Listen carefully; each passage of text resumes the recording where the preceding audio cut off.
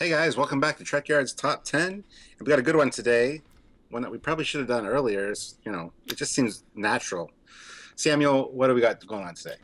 Top 10 Star Trek movies. Does feel like we should have done this a while ago, and you guys have asked for it, but we've been doing other more techie ones, but we thought we'd go back to the movies and let us know our personal top 5, therefore Trek's top 10. So my number 5, Star Trek First Contact. I love the look on your face when I do these. Anyway, one of the best, I think, next generation movie, and it had to make my list because it's an awesome movie. It's worth watching, and if you're not a It Star did. Trek fan, and if you're not, it's probably your number one. If you're not a Star Trek fan, it's one you can watch and enjoy. And it's basically a sci-fi adventure action one, but not as bad as JJ because it's still Star Trek. Yeah, you're right, it's kind of quite self-explanatory. They do explain every internal thing, especially with the new Enterprise and everything. It's like, new Enterprise, this is the crew, like, yeah, Yeah, you get a good sense of everything just from its, yeah. yeah, and it's very enjoyable and action packed. And like I said, you don't have to be a fan to really take that in and enjoy it because it's good guys against bad guys, and the good guys win.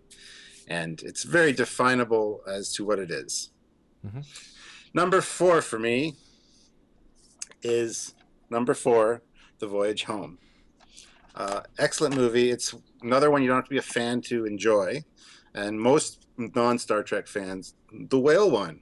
Well, yes, it's the whale one. I hate that so much, hearing that. But There's so much more to it. I know. But it's again relatable because it's in the past. Well, it's in present. Well, it was present time. But you know what I mean. So People can relate to it a little bit better. ironically, it's always been the past to me. From the future to the past. That's Yeah. what. But it's one of the ones that's most like an episode of the original series because hmm each character has their own Yep. specific parts in the movie, and they definitely play those parts well, and you get to see their character shine through. Probably the um, best in all the movies. yeah, absolutely. One of the main beefs I have with it is the Enterprise is in it for maybe a minute.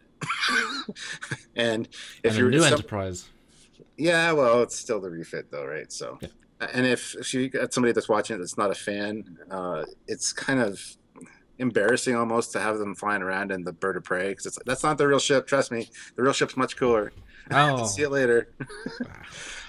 So yeah, that's that. Number 3 for me is Star Trek 6, The Undiscovered Country.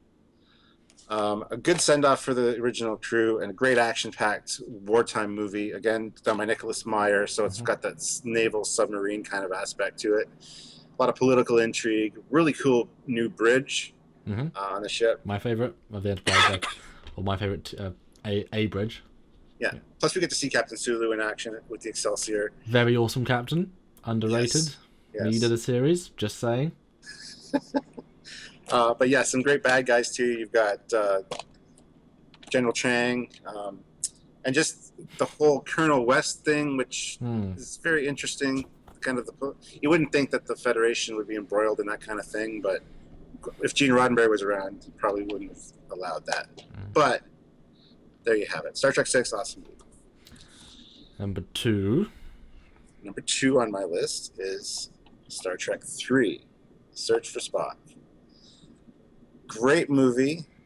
What is yours? What's your reactions? Anyway, great movie.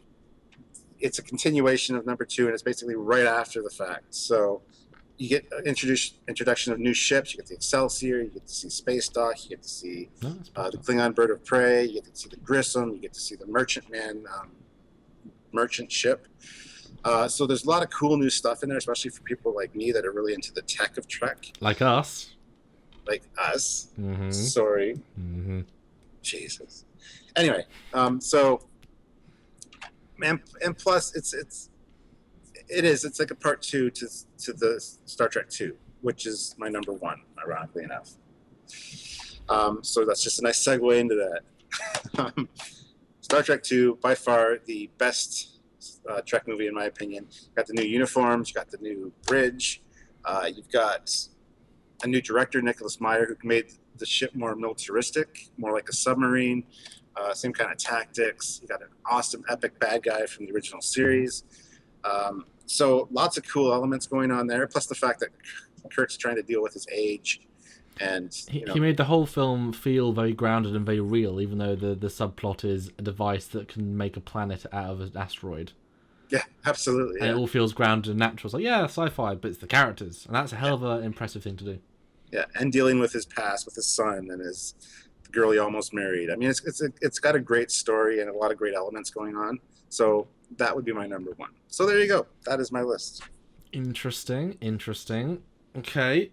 I get to make funny faces at your list. Yes, you do. I get to watch them in the edit. Right, my number 5. This is interesting how different yet similar our lists are.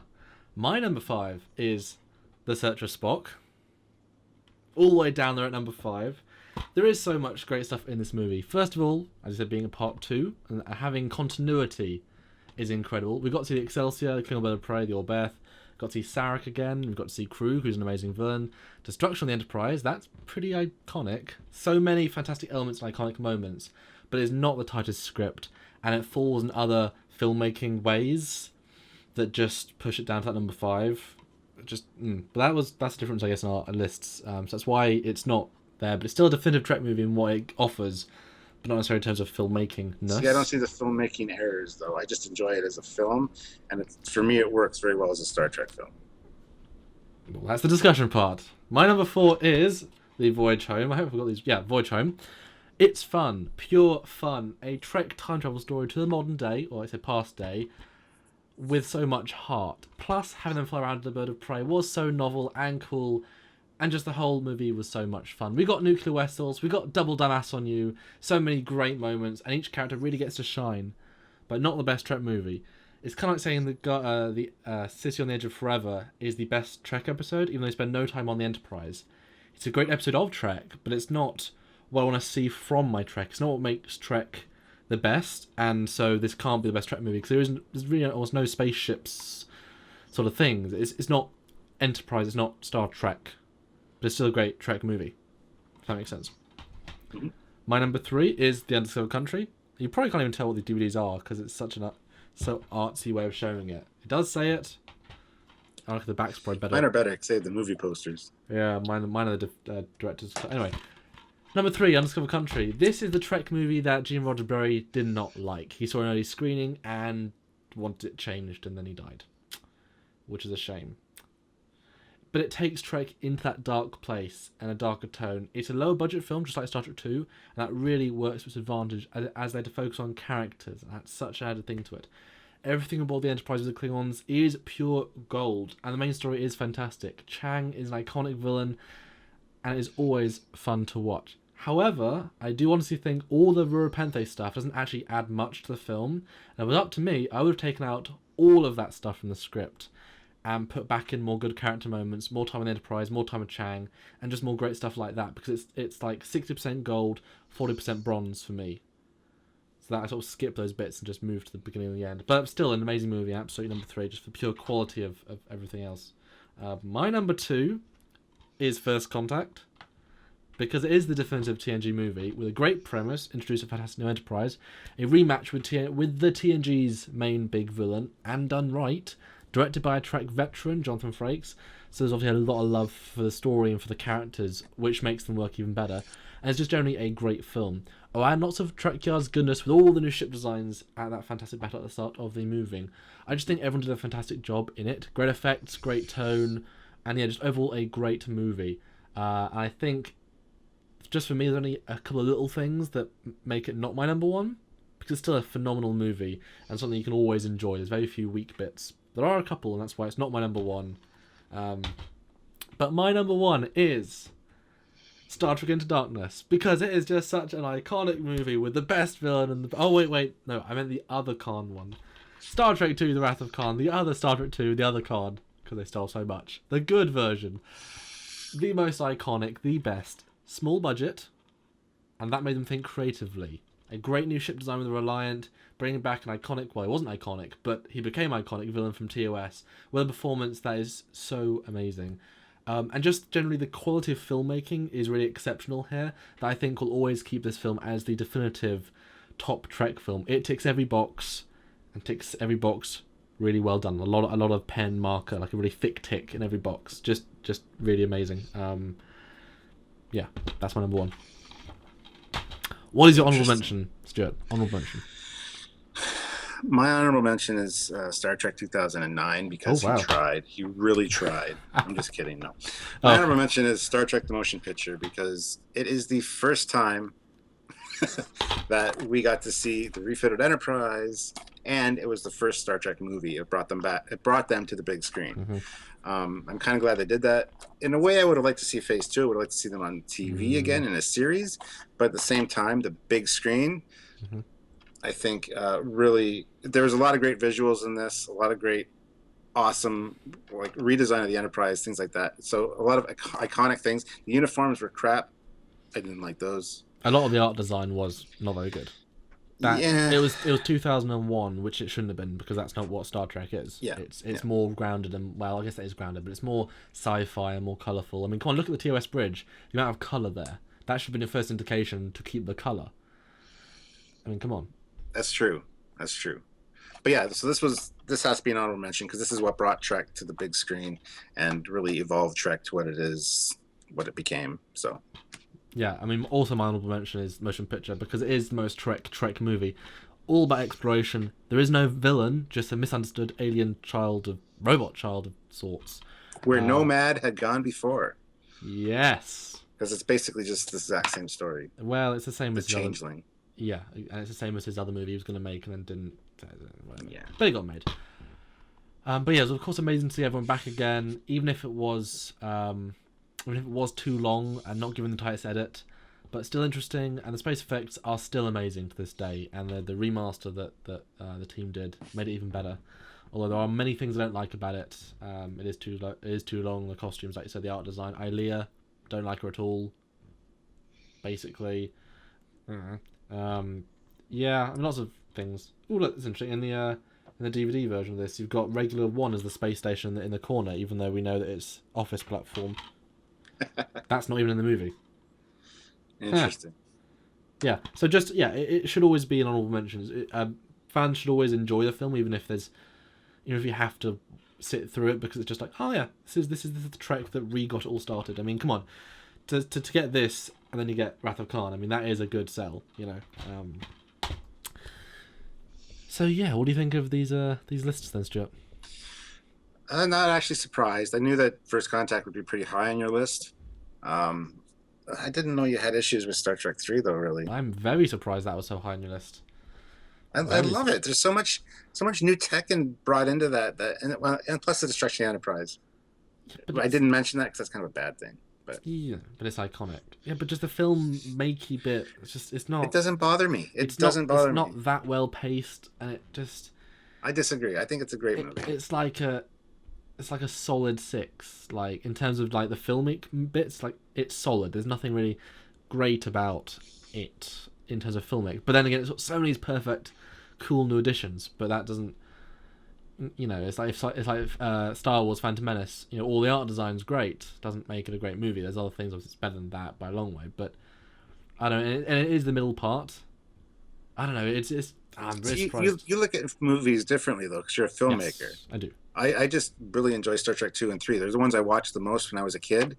I would put them in and watch them just back to back. And see, for me, me, it's one movie. Oh really? Yeah, I mean, you can watch the second, third, and fourth as one movie, and that's an amazing trilogy. I mean, really, as trilogies go, that's an amazing trilogy. Yeah, absolutely. But no, I think First Contact is far superior as just a solid movie. It's good in every respect. Plus you got a TNG movie on there. I mean, I like Insurrection quite a lot, and I like Nemesis, and I like Generations. But First Contact is such a strong movie. If they'd kept that up, you know, if they'd kept that same quality for Nemesis, they would have got a fourth, fifth one. Like if they'd got better, but they unfortunately did a dip. But I'm kind of pleased that our 4, 3, and 1 are the same. That makes sense. Yeah. But yeah, our 2 and our 5s are reversed. That I was not expecting. But we just have the same list essentially.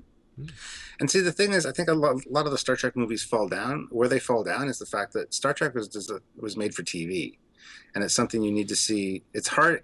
it's hard for a Star Trek movie to always have a bad guy, a villain that's going to destroy a planet or the Earth, and then save it. I mean, it worked well in Star Trek 4, that kind of thing, where they save the whole planet. But Star Trek 4, it's not villainous. It's not like we must destroy, and that's why it's better. It's just that's almost natural phenomenon, sort of. Yeah. You know, it could have been a volcano, and it would have been the same. You know, oh, we need a special chemical from the past.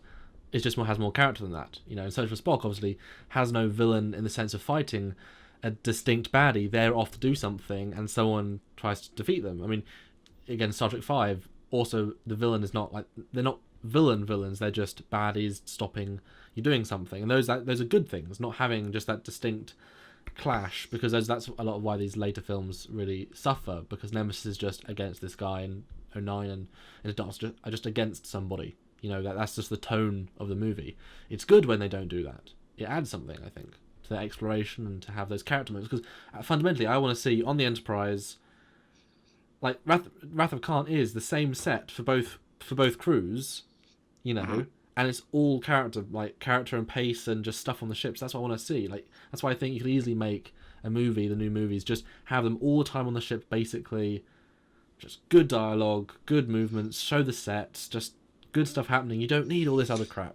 Yeah, it's the moments in Star Trek that make Star Trek Star Trek, and that's what I actually considered putting Star Trek 5 as an honorable mention, because it's got so many good Kirk. It's got the trifecta moments, the Kirk, Spock, and McCoy moments, but the rest of the movie kind of falls flat. But there's some really good original series episode moments in that movie. Well, that's what they've said. That's the best 3 character moments, because obviously he understands that's what the original series is about.